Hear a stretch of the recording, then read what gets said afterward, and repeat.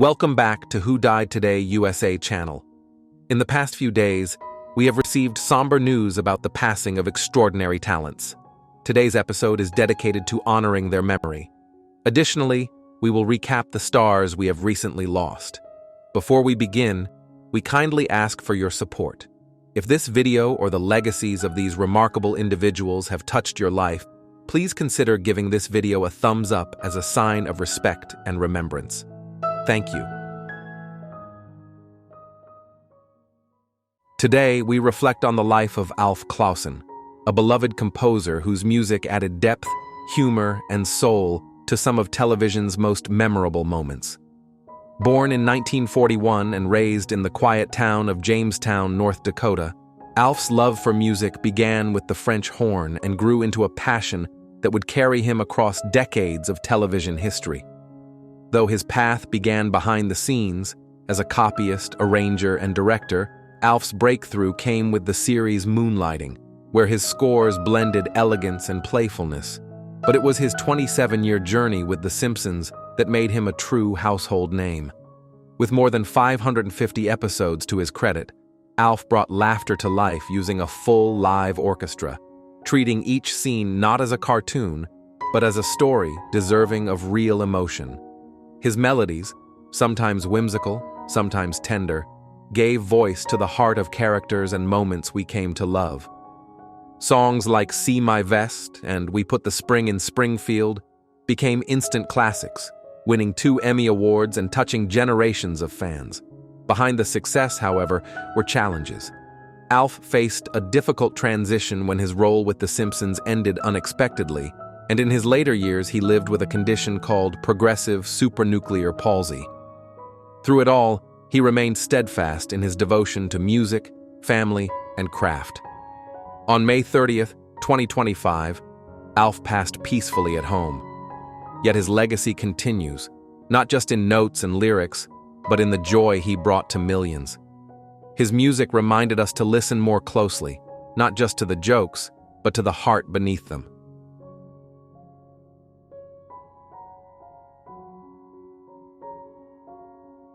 I remember the first time I saw her.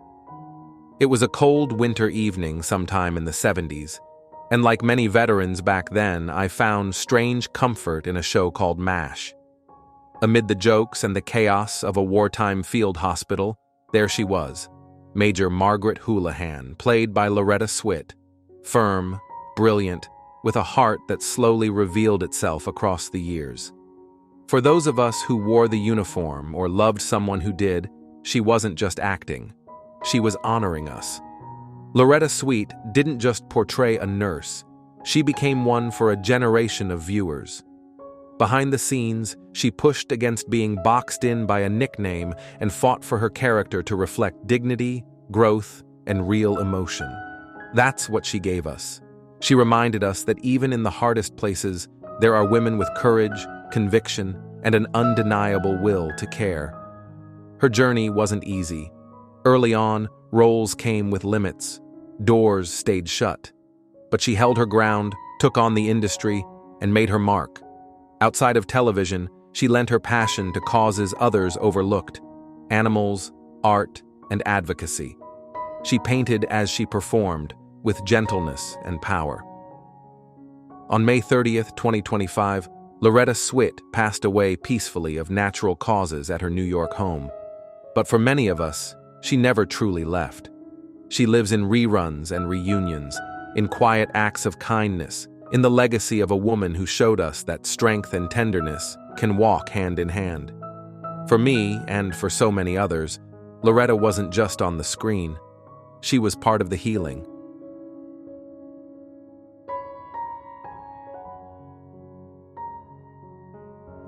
Breaking news. Meryl Streep. How Hollywood's most decorated actress redefined beauty, bravery, and the power of staying true.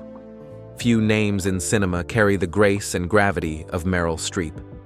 For nearly 5 decades, she has mesmerized the world with her ability to transform, to transcend, and to tell stories that stay with us long after the credits roll. But her journey to greatness was never guaranteed. It was carved out of rejection, resilience, and an unshakable belief in the integrity of her craft. So what makes Meryl Streep not just great, but extraordinary? Born on June 22, 1949, in the quiet town of Summit, New Jersey, Mary Louise Streep was raised in a middle-class family and encouraged to explore her imagination. Early on, she developed a passion for acting, singing, and storytelling. But when she entered the professional world of film, Hollywood was not immediately welcoming. Her look, her voice, her choices, none of it conformed to the leading lady mold. One casting director notoriously told her she was not pretty enough to make it in the movies. It could have ended there, but it didn't. Instead of shrinking from criticism, Meryl sharpened her resolve. She enrolled in the Yale School of Drama, honed her technique, and prepared herself for a career rooted not in glamour, but in substance.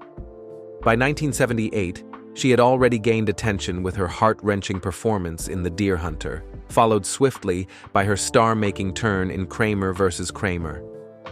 As Joanna Kramer, a conflicted mother in the midst of a custody battle, she captured nuance and vulnerability with rare precision and won her first Academy Award. From there, Meryl Streep did not slow down. She deepened, evolved, and expanded. In 1982, she took on what many still consider her most iconic role, Sophie Zawistowski in Sophie's Choice. Her performance, raw and haunting, earned her a second Oscar and global acclaim.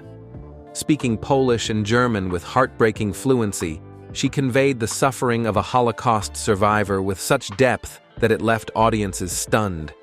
It was not just acting, it was empathy made visible. And yet, her career was not confined to tragedy. Meryl proved she could command any genre. In The Devil Wears Prada, 2006, she redefined the role of a fashion powerhouse as Miranda Priestley, giving us a character both fearsome and deeply human. In Julie and Julia, 2009, she embodied the beloved chef Julia Child with warmth and wit. And in The Iron Lady, 2011, she became Margaret Thatcher, delivering a performance so layered it earned her a third Oscar. Through every role, she refused to be typecast. She played wives, warriors, mothers, monsters, legends, and always with truth. But behind the screen, Meryl's life was filled with real-world complexities. She married sculptor Don Gummer in 1978 and raised 4 children while maintaining one of the most demanding careers in film. Balancing family and fame was never easy, and in 2017, she and Don quietly separated after nearly 40 years of marriage. Yet even in this deeply personal chapter, they continued to respect each other and remained devoted parents. Professionally, Meryl also faced a landscape skewed by gender bias. In the 1980s and 1990s, roles for women over 40 were scarce. Many actresses faded from the spotlight. But Meryl pushed back. She chose projects that spoke to mature female experiences and challenged industry norms. Her courage not only kept her at the forefront of Hollywood, it helped expand opportunities for future generations of actresses. She also used her voice beyond the screen. Whether speaking at the Golden Globes or the United Nations, Meryl has championed women's rights, spoken out against injustice, and advocated for artistic integrity. In 2024, she made global headlines during her speech at the United Nations, declaring, "Today in Kabul, a female cat has more freedom than a woman." Her statement brought attention to the dire human rights crisis in Afghanistan and reminded the world of her unwavering moral clarity. Streep's accolades are unmatched. She holds a record 21 Academy Award nominations and has won 3 times. She has received 8 Golden Globes, 3 Primetime Emmys, and was awarded the Presidential Medal of Freedom. In 2024, she was honored with a Palme d'Or at the Cannes Film Festival for Lifetime Achievement, a moment she accepted with heartfelt reflection, admitting she once feared her career would end at 40. Yet here she stands, decades later, stronger than ever. Despite all this recognition, Meryl has remained grounded. She has never pursued stardom for its own sake. In interviews, she often emphasizes the power of listening, of empathy, of understanding another person's story. This, she believes, is the heart of acting, and perhaps the heart of life itself. Her health, while largely private, has remained strong throughout her career. There have been no major public health crises or setbacks. Instead, she has modeled a life of balance, nurturing her mind, body, and spirit with care, while continuously delivering demanding performances. At age 75, she continues to work, speak, and inspire with astonishing vitality. Off-screen, she has also found new joy as a grandmother and artist. And though she is selective about projects now, her presence continues to elevate every production she joins, including her recent turn in the Emmy-nominated Only Murders in the Building, alongside Steve Martin and Selena Gomez. In an industry that often celebrates what is fleeting, Meryl Streep has built something lasting. Her story is not just about success, it is about substance. It is about standing tall when others try to define your worth. It is about choosing grace over vanity and excellence over convenience. Meryl Streep has not just played unforgettable women, she has become one. So, what does Meryl Streep's journey mean to you? Is it her fearlessness in the face of rejection? Her commitment to art and justice? Her quiet strength off-screen? Let us know in the comments below. If this story has touched you, please like and share. And subscribe for more inspiring stories about the artists who not only entertain us, but also remind us who we are.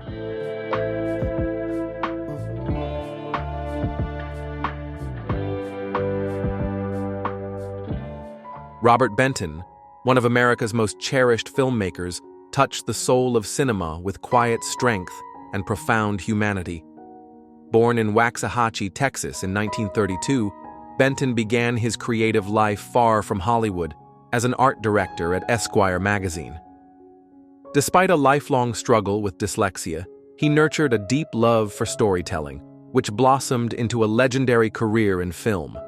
Benton co-wrote the groundbreaking Bonnie and Clyde, a film that helped reshape Hollywood in the late 1960s.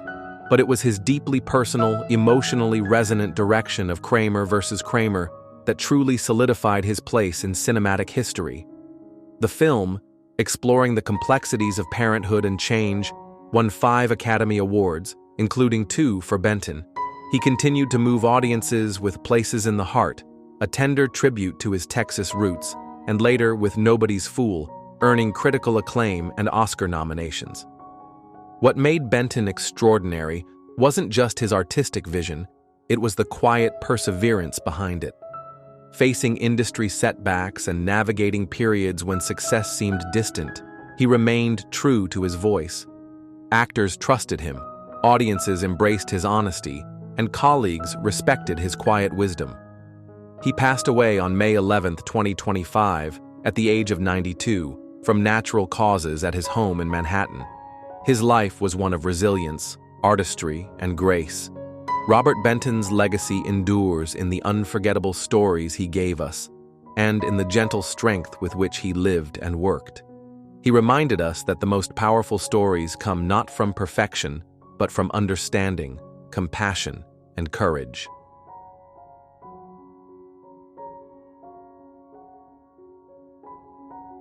James Foley, a quietly influential force in American film, brought to life stories of sharp edges and deep emotion. Born in Brooklyn in 1953, Foley's path to the director's chair began with a film school dream and a lucky encounter with filmmaker Hal Ashby. That early encouragement sparked a career marked by bold choices and creative range. Foley's early works were fearless. At Close Range, starring Sean Penn and Christopher Walken, revealed his gift for tension and intimacy. But it was Glengarry Glen Ross, his 1992 adaptation of David Mamet's iconic play, that etched his name into film history. Though not a box office hit, its legacy only grew with time, anchored by unforgettable performances and Alec Baldwin's legendary monologue. Never one to be boxed in, Foley embraced all forms. collaborating with Madonna on era-defining music videos, directing thrillers like Fear and Confidence, and later stepping into the world of 50 Shades, directing its final 2 chapters. His work on TV dramas like House of Cards showed his ability to adapt and remain relevant through decades of change. Behind the camera, Foley faced his own private challenges. After years of resilience, he passed away peacefully in his sleep earlier this month, following a long journey with brain cancer. He was 71. James Foley's legacy isn't just in the lines we quote or the moments we remember. It's in the way he moved between genres, never afraid to explore something new. His films spoke to power, vulnerability, and the quiet complexity of human connection. He followed his instincts, and in doing so, gave audiences a body of work that will endure.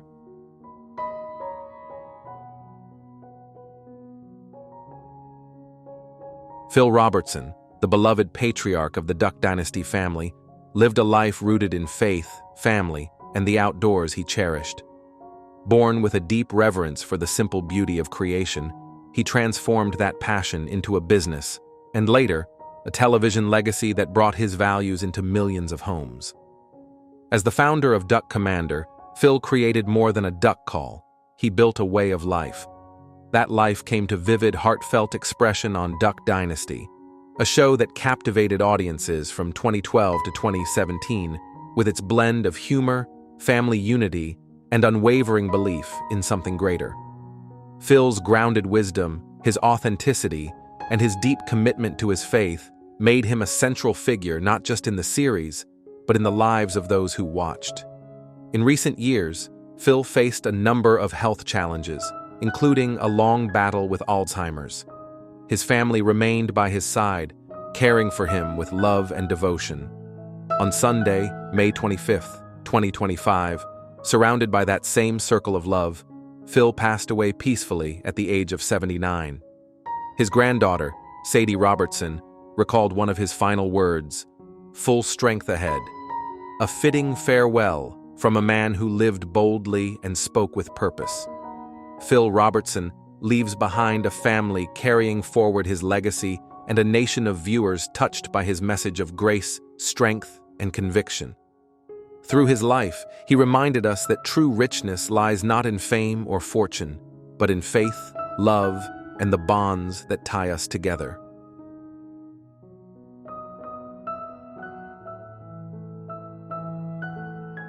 Lulu Roman, known to millions as the bright, bold heart of Hee Haw, lived a life that was as heartfelt as it was inspiring.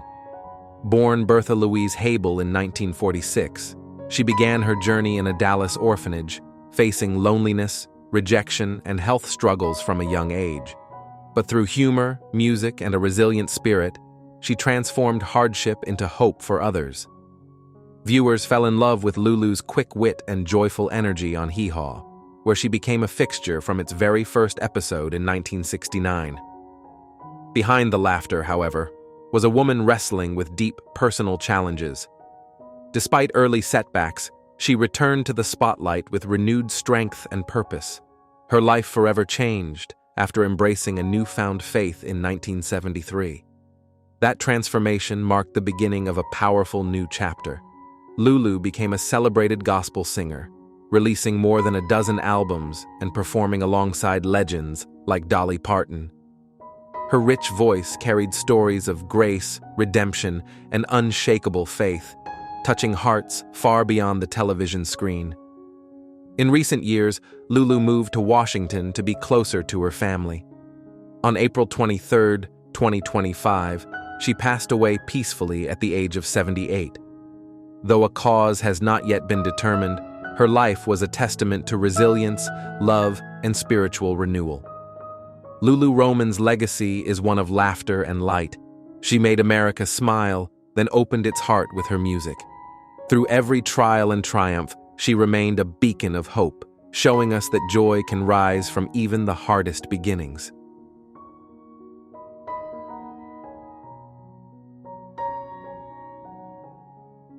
Denise Alexander, a cherished presence in American daytime television, graced our screens for more than 5 decades with warmth, resilience, and unforgettable artistry. Born in 1939 in New York City, Denise began her career at just 6 years old, lending her voice to radio and quickly becoming a familiar face on stage and screen. Her early passion blossomed into a lifelong devotion to storytelling. She is best remembered as Dr. Leslie Weber on General Hospital, a pioneering role that made her one of daytime TV's first female doctors. From 1973 onward, her portrayal of Leslie captivated audiences with strength and sincerity, anchoring love triangles, courtroom drama, and mother-daughter conflicts with emotional depth.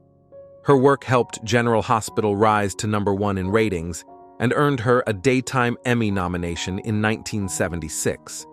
Denise's path was not without challenge. Contract disputes led to unexpected departures and even a dramatic on-screen exit.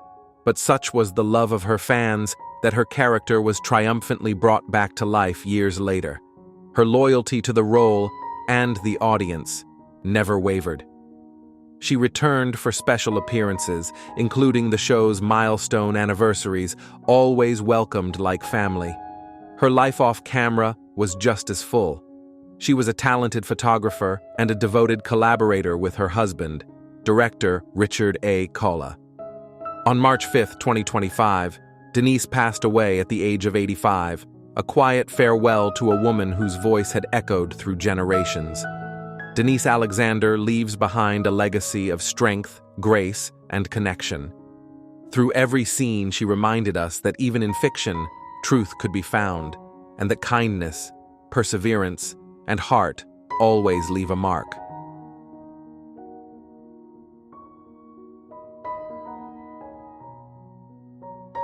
Sacha Jenkins was more than a journalist, filmmaker, or cultural commentator.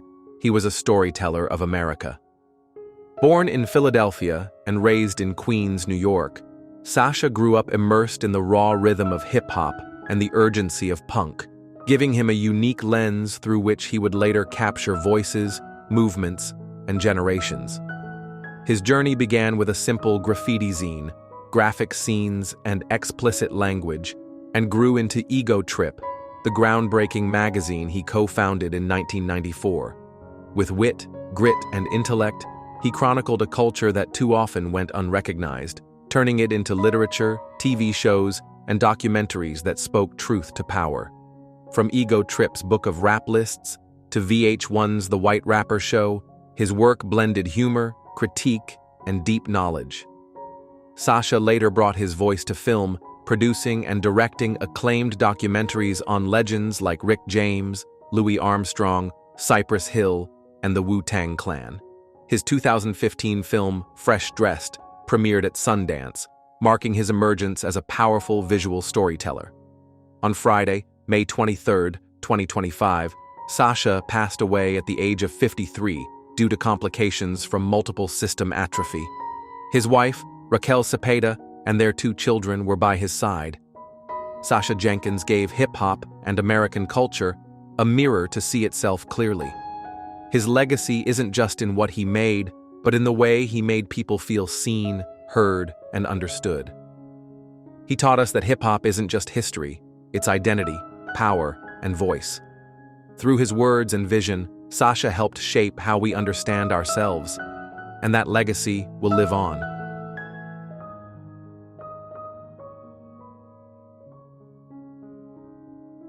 Mark Withers, a familiar face across decades of television drama, left behind a career marked by quiet strength, versatility, and a true love for storytelling. Born June 25, 1947, in Binghamton, New York, Mark's early talents on the football field at Shenango Valley High led him to a scholarship at Penn State. But his heart pulled him to the stage, and he pursued acting with focus and passion, earning degrees in acting and directing from California State University, Los Angeles, and a master's in theater performance from Minnesota State University. His career began in commercials, his charm and presence lighting up campaigns for McDonald's and American Airlines, before he stepped into the world of television, where he truly found his stride. From Kaz and Days of Our Lives to his unforgettable role as Ted Dynard on Dynasty, Mark brought nuance to every character. His work helped shape iconic storylines, including one that introduced viewers to Joan Collins' Alexis Carrington. Mark's dedication to his craft spanned generations, with later appearances on Frasier, Criminal Minds, True Blood, Stranger Things, and Sense8. No matter the role or genre, he brought warmth, professionalism, and dignity to every performance. On November 22, 2024, Mark passed away at the age of 77 after a courageous 2-year battle with pancreatic cancer. As his daughter Jessie shared, he met his illness with the same strength and grace that defined his life and work. Mark Withers leaves behind a legacy of commitment, heart, and the quiet impact of a life well lived in the arts. He will be remembered fondly by audiences and colleagues who were touched by his enduring spirit.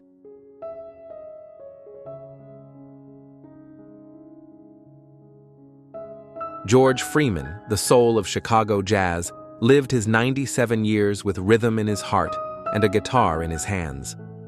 Born in 1927 and raised on the city's South Side, George grew up surrounded by music and family. His brothers Vaughn and Eldridge, Bruce Freeman, would go on to be jazz legends themselves, and his nephew Chico Freeman carried the family flame forward. From his early days sneaking out to catch T-Bone Walker's Electric Blues to sharing stages with Charlie Parker and Billie Holiday, George brought a fearless, fiery sound to every performance. His style defied expectations, raw, bold, and outside the box, bridging the sharp edges of jazz with the soul of Chicago blues. He made the guitar speak its own language, one filled with daring, humor, and deep feeling. Even as age took a toll on his hands, George kept playing, adapting with kitchen knobs to bend his strings. His spirit never slowed. In 2023, he released The Good Life and played the Chicago Jazz Festival, commanding the stage with a red rose in his breast pocket and his signature spark still alive. George passed away on March 31, 2025, just days before he was scheduled to perform for his 98th birthday at the Green Mill. He left behind not just an archive of remarkable music, but a life lived with improvisational joy and relentless authenticity. To those who heard him play, he wasn't just a musician, he was the music. And in every daring solo and sly smile, George Freeman reminded us that true greatness dances to its own tune.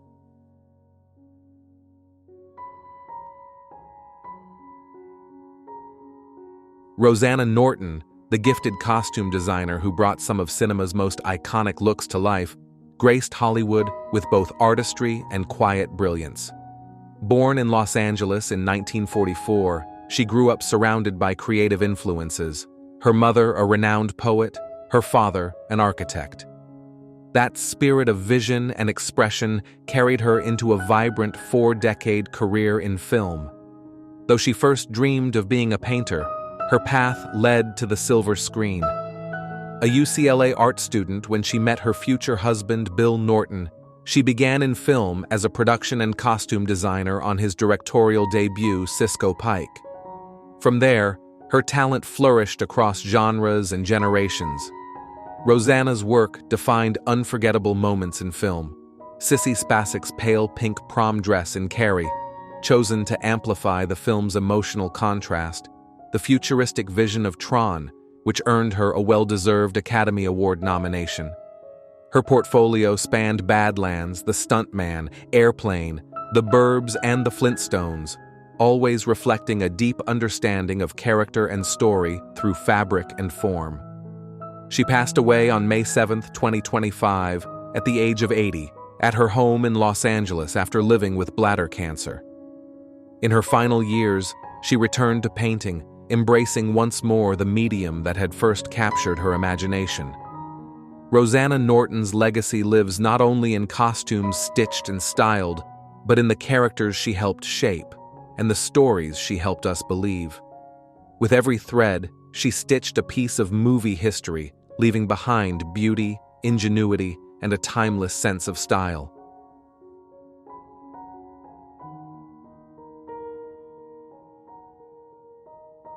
Kirk Medas, known for his vibrant presence on MTV's Floribama Shore, brought laughter, loyalty, and light to millions. Rising to prominence in 2017 as one of the original cast members of the beloved reality series, Kirk quickly became a fan favorite, known for his quick wit, deep friendships, and unwavering spirit throughout the show's 4-season run. Born with a big heart and a magnetic charm, Kirk was more than just a reality star. He was a friend, a brother, and a man who in recent years began a powerful personal transformation. In the year before his passing, he openly shared his journey of change, recommitting to personal growth, health, and purpose. His social media posts reflected newfound clarity and strength as he stepped away from old habits to embrace a more meaningful path. Despite this courageous shift, Kirk was hospitalized with necrotizing pancreatitis and spent 2 weeks in intensive care. He passed away on May 2, 2025, at just 33 years old due to complications from liver failure, surrounded by family and loved ones who had rallied around him in his final days. His Floribama Shore co-stars, who had become a chosen family, remember him as the glue that held them together. Amy Hall, in a heartfelt tribute, called him her brother and best friend, a soul so kind and a spirit so bright. Kirk Medas leaves behind a legacy of joy, resilience, and love. Though his time was far too short, the impact he had on those around him and on viewers who watched him grow remains enduring. He will be remembered not only for the laughter he shared, but for the courage he showed in striving for something more.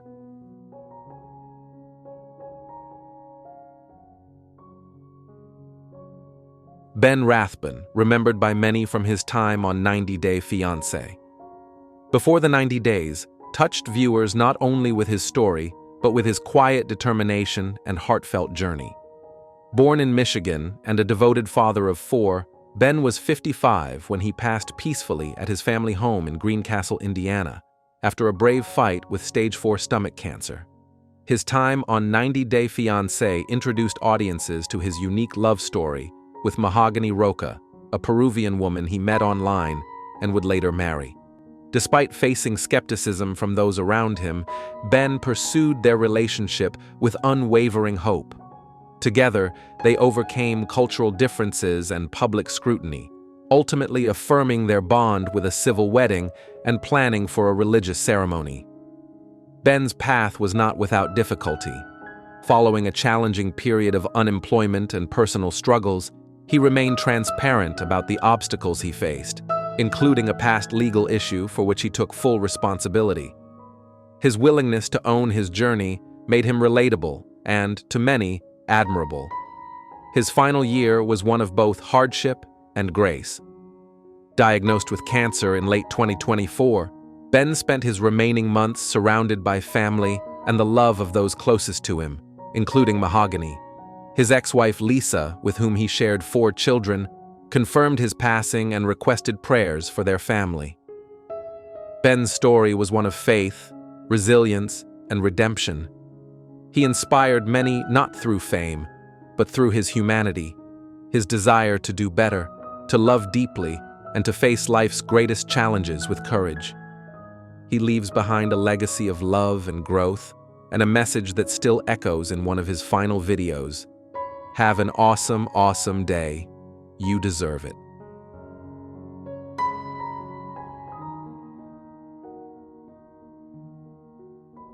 Breaking news. Imagine portraying one of television's most confident and beloved characters while secretly battling a condition that made reading even a single page feel like climbing a mountain. That was the daily reality for Henry Winkler.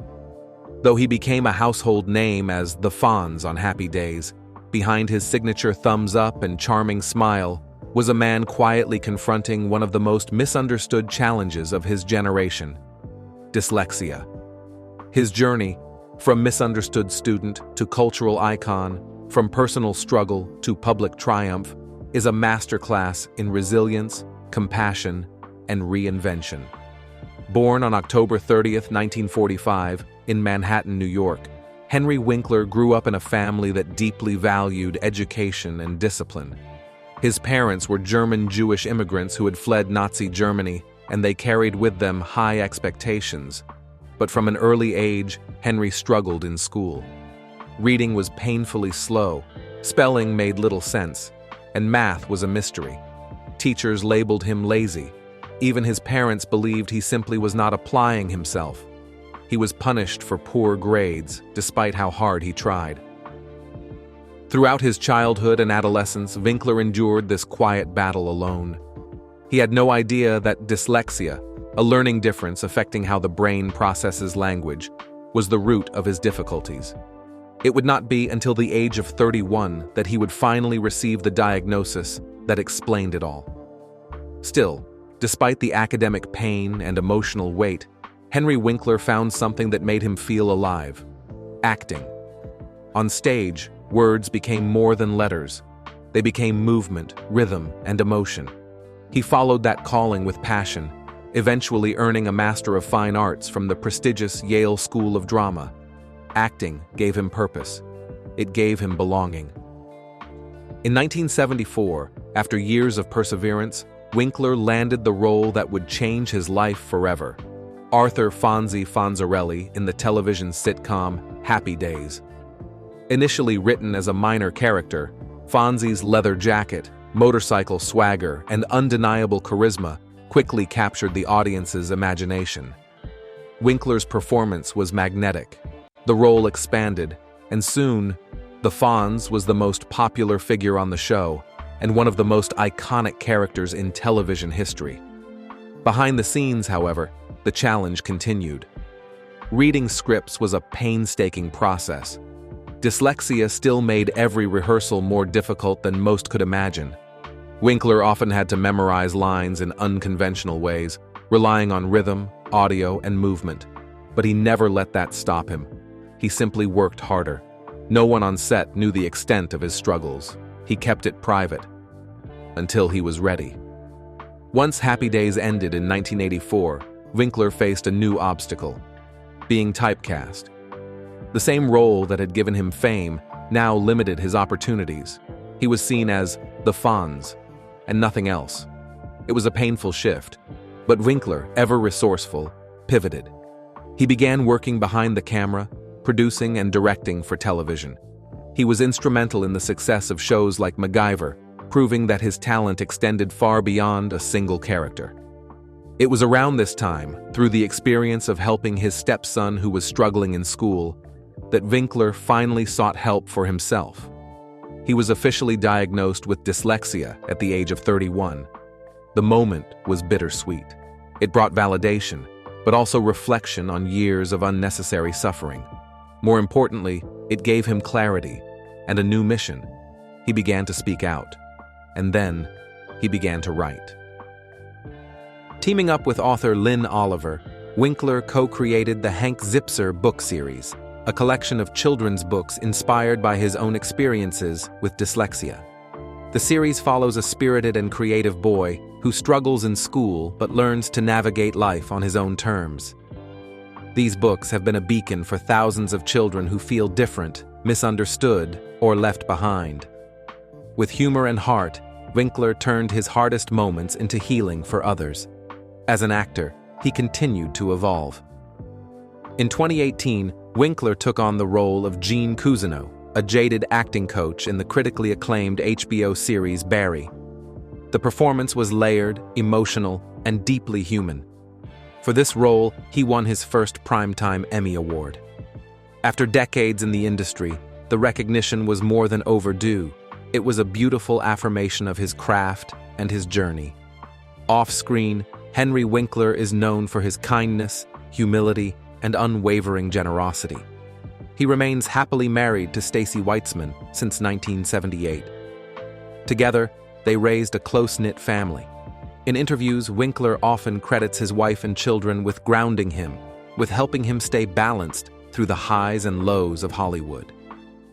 He has also become a passionate advocate for health awareness in recent years, partnering with national campaigns to raise awareness about geographic atrophy, a leading cause of vision loss.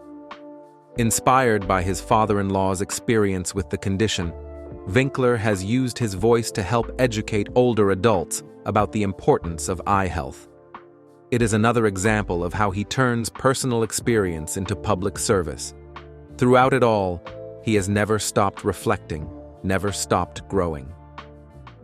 In 2023, Winkler released his memoir, Being Henry, The Fonz and Beyond. In it, he shares the highs and lows of fame, the hidden wounds of dyslexia, and the quiet moments that shaped his character. The book is honest, funny, and deeply touching, a perfect reflection of the man himself. Now, at 78 years old, Henry Winkler continues to inspire. He is living proof that challenges can be transformed into strengths, that kindness and persistence matter, that success is not defined by speed or ease, but by how fully we embrace the path we are given. So the next time you think of the Fonz, think of the boy who could not read out loud in class, the actor who once memorized lines in secret, the father who turned pain into purpose, and the man who, despite all odds, built a life not on perfection, but on heart. What is your favorite Henry Winkler moment? Has his journey touched your life or changed how you view your own struggles? We would love to hear your thoughts in the comments below. And if this story inspired you, please share it. Subscribe for more heartfelt stories that remind us what it really means to overcome, to grow, and to give back. Because people like Henry Winkler do not just act, they illuminate.